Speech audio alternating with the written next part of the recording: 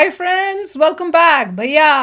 New year के दिन धमाकेदार काश मेरे पास होता वो सब न्यूज है भाई कि पाकिस्तानी एयरपोर्ट्स ऑन सेल। देखते हैं। भारत लगाएगा तगड़ी बोली। क्या क्या बिकने लग गया इनका भाई। एयरपोर्ट्स भी बिक रहे हैं, कौन से वाले अब ये पता करना है। तो वीडियो जल्दी से शुरू करते हैं। वीडियो शुरू करने से पहले अगर आप चैनल पर नए हो और आपने अभी तक सब्सक्राइब नहीं किया तो जल्दी से पहले सब्सक्राइब के बटन बेल आइकन को क्लिक कर लो ताकि आपको हमारे सारे न्यू वीडियोस के नोटिफिकेशन मिल जाए जैसे हम अपलोड करें। अगर आपको वीडियो पसंद है प्लीज लाइक एंड शेयर। चलिए शुरू करते हैं। साल 2022 रंजो गम की कई दास्तानें छोड़ गया। हुकूमत ने ये फैसला किया है कि पाकिस्तान के जो 3 मेजर एयरपोर्ट हैं प्राइवेट जो है वो कंपनियों को दे दिए जाएं ताकि वो हमारे एयरपोर्ट चलाएं। सबसे बड़ी बात तो अगर मैं किसी भी बाहर कंट्री में होता ना, मेरा फ्यूचर सिक्योर होता। इंडिया में होते तो इंडिया में भी फ्यूचर सिक्योर होता क्योंकि वहाँ के अच्छे खासे उनके पास रिजर्व है और अच्छे खासे उनके पास अपॉर्चुनिटी आईटी सिक्योर होता है। बात ये हो रही है, वो कह रहे हैं कि फ्यूचर सिक्योर होता है। 44 ममालिक ऐसे हैं जिसमें अमेरिका, बरतानिया, इंडिया भी है, बहरीन, ब्राजील भी है, जिसने ये ऑफर दी है हमें कि वो पाकिस्तान की ये एयरपोर्ट्स जो है वो संभालना चाहते हैं। तुम किए हुए हो, तुम भीख मांगते फिर दरवाजे दरवाजे पे जाकर हमें बचा लो, हमें अल्लाह का वास्ता बचा लो।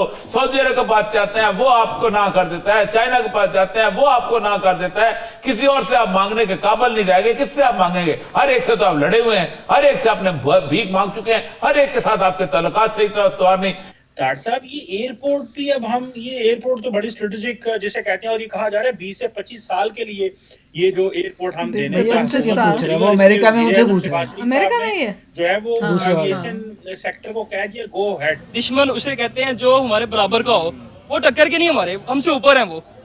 जब हमारी टक्कर पे आप भारत की बात कर रहे हैं। हाँ, मैं भारत की बात कर रहा हूँ। जब हम उनकी टक्कर पे जाएंगे ना फिर हम उन्हें दुश्मन मानेंगे। और ये भी हम कहते हैं बात कि अगला जो साल है वो साल बड़ा मुश्किल साल आ रहा है। जैसे महंगाई का वो तूफान आएगा जो सबको बहा कर ले जाएगा।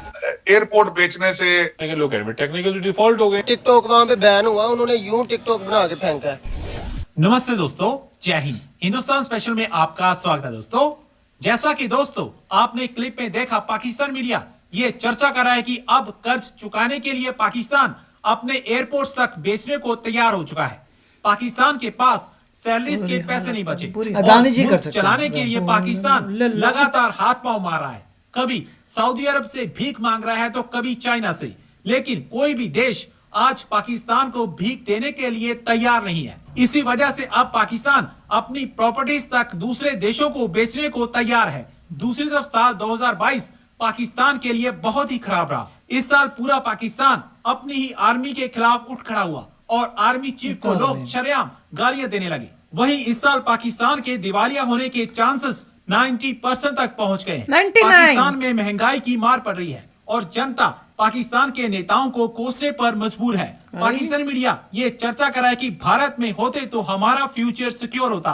तार साहब, हुकूमत ने ये फैसला किया है कि पाकिस्तान के जो 3 मेजर एयरपोर्ट हैं वो पब्लिक प्राइवेट पार्टनरशिप अथॉरिटी के तहत वो जो है वो प्राइवेट जो है वो कंपनियों को दे दिए जाएं ताकि वो हमारे एयरपोर्ट चलाएं। और प्राइवेट कंपनी चला ये एक अच्छा तरीका है फॉरेन चलाएं, अभी थोड़ी कुछ चला बेच नहीं। डॉक्टर साहब, बात ये हो रही है, वो कह रहे हैं कि तकरीबन 44 ममालिक ऐसे हैं जिसमें अमेरिका, बरतानिया, इंडिया भी है, बहरीन, ब्राजील भी है, जिसने ये ऑफर दी है हमें कि वो पाकिस्तान की ये एयरपोर्ट्स जो है वो संभालना चाहते हैं। डॉक्टर साहब, ये एयरपोर्ट भी अब हम ये एयरपोर्ट तो बड़ी स्ट्रेटेजिक जिसे कहते हैं, और ये कहा जा रहा है 20 से 25 साल के लिए ये जो एयरपोर्ट हम देने का हुकूमत सोच रही है। और इस पे वजीर आज़म शहबाज शरीफ साहब ने जो है वो एविएशन सेक्टर को कह दिया गो हेड। आप क्या समझते हैं? सोचो हम एयरपोर्ट ले लें और हम अपने इंडिया के फ्लैग ये लगाएं। तो और कमजोरी आप समझ रहे हैं इसको? चीमा साहब, मुझे तो इसमें से पैसे नजर आ रहे हैं डॉलर के। डॉलर आएंगे, डॉलर पाकिस्तान तो नहीं आएंगे, कई बार ये अकाउंटों में जाएंगे। ये अमेरिका से पहले नहीं जा रहे डॉलर पाकिस्तान में। लेकिन इसमें इसके साथ एक और अटैच करूंगा चीज। हमारी एम्बेसी का $6 मिलियन की बिक गई है बिल्डिंग उसकी। तो लेने वाले कौन है? एक यहूदी पार्टी और दूसरी इंडियन पार्टी। और यहूदी उसको लेके वहां से गांव बनाना चाहते हैं अपना 6 मिलियन की। जल्दी आए न्यूज़। लेकिन मुझे समझ इस बात की, $6 मिलियन इससे तो पाकिस्तानी रूलिंग लीड के पकौड़े भी नहीं आते। लेकिन वो फिर भी कहते 6 मिलियन शायद जैकटा चूकता 4 ले लें। कहते बच्चे ने वो हैरानी की बात है, इतने पैसे 1200 ਦੀ ਹੁੰਦੀ ਹੈ, ਹੋ ਸਕਦਾ है 5-7 वजीरां ਦੇ ਬੱਚੇ जैकटा ले लें। लेकिन चीमा साहब, इस तरह भी कभी गुजारे हुए हैं। तन दे कपड़े बेचे कितना चिर खा लोगे? कितना चिर खा ये एयरपोर्ट बेचना भी ताने के कपड़े बेचने के मुतरादिफ पता ये भुख कल फिर लगनी है शहबाज शरीफ साहब कल फिर भुख लगनी तुसा लंदन टुर जाना इस कौम ने फिर बाद च रोटी खानी लेकिन चलो कोई नहीं लेकिन चीमा साहब एयरपोर्ट बेचने से हाईवे बेचने से पुल बेचने से ये बड़े पुराने हरबे हैं यहाँ पे होटल न्यूयॉर्क में बड़ी प्रॉपर्टी ये खास है उसके ऊपर उसको अब लीज पे दे रहे उस पर भी खबे पहले उस पे कई बुखारी उसके पीछे फिरते थे अब कई हाशमी फिर रहे होंगे उसके पीछे तो ये चीमा साहब इस तरह ना मुल्क चलते हैं ना इस तरह गुजारे होते हैं ये तो किसी एक इंसान को ताकतवर इंसान को जिसका कोई इख्तियार है साहिब इख्तियार को ये फैसला करना होगा कि भी मुल्क किस तरह चला रहे हैं वरना अब आप इस पॉइंट पे हैं कि अब आगे गलती गुंजाइश निश्ता जिस तरह वो हमारे तारिक अजीज साहब फरमाते थे निजाम घर में अब आप गलती गुंजाइश निश्ता लेकिन ये कि मैं हैरान हूँ न्यू ईयर आने वाला है आपकी रूलिंग एलीट जो है वो बड़ी खूबसूरती के साथ इसको मनाएगी बड़े पैसे इस पे लगाएंगे शराबा चलनगियां मुजरे होंगे बड़ा कुछ होएगा पाकिस्तान 76 साल की मेहनत है देखेंगे आप कोई भी मेहनत कर लें 76 साल तो आप उसकी एक्सट्रीम मैं कहता हूँ आप मेहनत करते 76 साल तक आपने जहाज पे आपने चांद पर पाकिस्तान बना लेना था आपने बड़ी मेहनत की आपका हक बनता है हक बनता है बिल्कुल सही कह रहे हैं तार साहब। अगर आज इधर ना होते आप किसी और कंट्री में होते तो आपको क्या फ्यूचर होता और यहाँ पे हैं तो आप क्या अपना फ्यूचर सबसे बड़ी बात तो अगर मैं किसी भी बाहर कंट्री में होता ना मेरा फ्यूचर सिक्योर होता इंडिया में होते तो इंडिया में भी फ्यूचर सिक्योर होता क्योंकि वहाँ के अच्छे खासे उनके पास रिजर्व है और अच्छे खासे उनके पास अपॉर्चुनिटी IT डिपार्टमेंट जिसे हम दुश्मन कहते हैं ना वो भी हमसे बेहतर है दुश्मन उसे कहते हैं जो हमारे बराबर का हो वो टक्कर के नहीं हमारे हमसे ऊपर है वो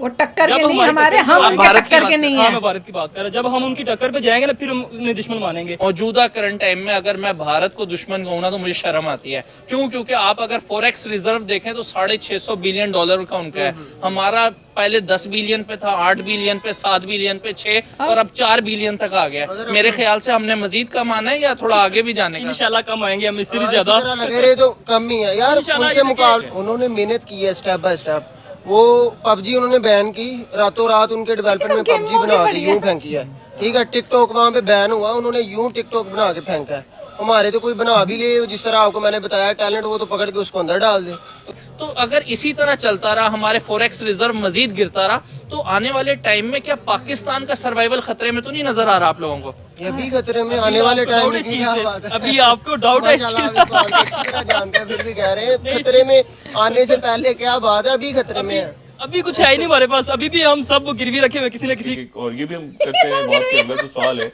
वो साल बड़ा मुश्किल साल आ रहा है माशी तौर पे कसाद बाजारी है माशी क्या पता है लोगों को सजेशन यही है कि वो अपनी अपनी जगहों पे अपना अपना काम रोकें होल्ड करें ये बहुत इन्वेस्टमेंट ह्यूज इन्वेस्टमेंट ये वो कुछ अरसे तक शुरू के चंद महीने पूरी दुनिया में और क्योंकि एक अदम इस्तेकाम है ये जो जंग है ये बढ़ गई है यूरोप की जंगें कभी इतनी आसानी से खत्म नहीं होती जो मैंने पहले भी बात की ताइवान यूक्रेन ये सारा मामला और गर्म हो रहा है कोरिया और उसके नतीजे में वो टेक्निकली आप डिफॉल्ट हैं लीगली आप डिफॉल्ट नहीं है अब आप बहस करते रहे इस बात पे बहस करते रहे डिफॉल्ट नहीं करेंगे लोग कह रहे हैं टेक्निकली डिफॉल्ट हो गए हैं लेकिन वो लीगली आप जो एक डेफिनेशन के मुताबिक हो चुके हैं एक डेफिनेशन नहीं हुए तो यार ये कह रहे थे टेक्निकली तो हुए नहीं है वैसे हो गए हैं तो मैंने कहा दोनों तरह से हो जाए टेक्निकली हो गए मगर लीगली नहीं हुए जो भी डेफिनेशन तो दोनों में हो जाओ वो कह रहे हैं कि 4 बिलियन रह गया शायद पता लगा है पता नहीं कितना ट्रू है अभी एक होने वाला है कह रहे हैं 4 बिलियन रह गया और 4 बिलियन रह गया तो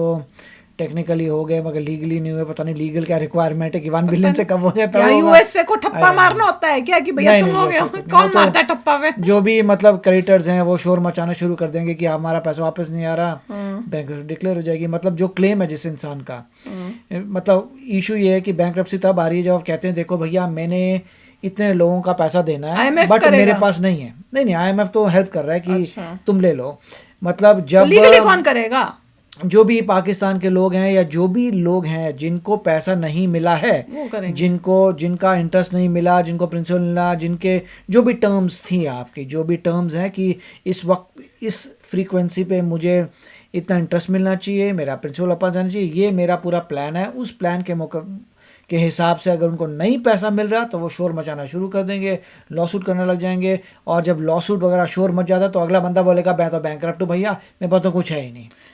पता मैं ये भी सोच रही हूँ कि ये ऐसे छोटी छोटी चीजें जो हैं बेच के या जो भी लीज पे दे के ये सब जो कर रहे हैं उससे पैसा कर रहे हैं, उससे इनकी गाड़ी चल जाएगी। उतना पैसा तो उससे तो कुछ भी नहीं होना है। इन्होंने तो मजाक उड़ाया और कहा कि ये कौन सा यहीं आना है, ये तो इन्होंने अपना बाहर ही भेज के अपने अकाउंटों में डाल लेना है। पॉइंट ये है कि अभी एयरपोर्ट्स के लिए उनके पास पैसा नहीं है, 3 एयरपोर्ट, हाँ, तो वो चला नहीं पा रहे। जब हाँ, पैसा ही आपके पास चला नहीं पा रहे, वो इसलिए नहीं कर रहे कि हमें पैसा आए और हम कंट्री को चलाएं।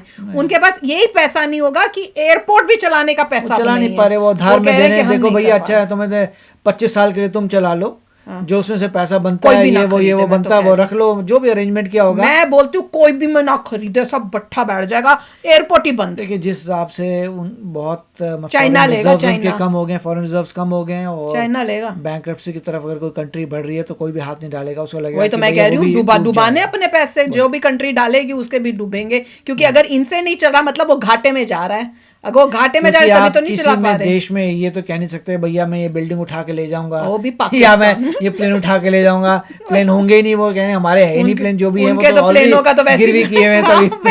तो क्या उठा के, तो मिट्टी उठा के लेके जा नहीं सकते, तो क्या लेके जाओगे एयरपोर्ट से?